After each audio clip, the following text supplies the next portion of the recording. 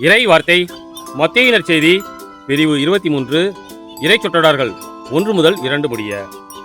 இயேசு மக்கள் கூட்டத்தையும் தம் சீடரையும் பார்த்து கூறியது: மறைநூல் அறிஞரும் பரிசேயரும் மோசேயின் அதிகாரத்தை கொண்டிருக்கின்றனர்.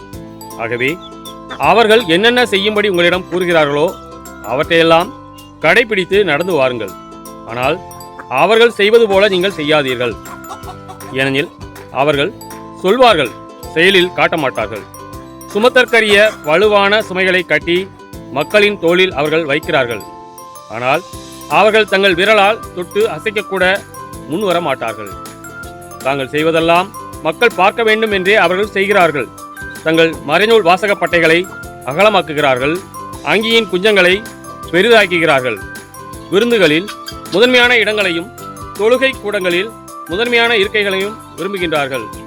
சந்தை வெளிகளில் மக்கள் தங்களுக்கு வணக்கம் செலுத்துவதையும் ரபி என அழைப்பதையும் விரும்புகிறார்கள். ஆனால் நீங்கள் ரபி என அழைக்கப்பட வேண்டாம். ஏனெனில் உங்களுக்கு போதகர் ஒருவரே. நீங்கள் யாவரும் சகோதரர் சகோதரிகள். இம்மண்ணுலகில் உள்ள எவரையும் தந்தை என நீங்கள் அழைக்க வேண்டாம். ஏனெனில் உங்கள் தந்தை ஒருவரே. அவர் விண்ணகத்தில் இருக்கிறார். நீங்கள் ஆசிரியர் எனவும் அழைக்கப்பட வேண்டாம். ஏனெனில் கிறிஸ்து ஒருவரே உங்கள் ஆசிரியர்.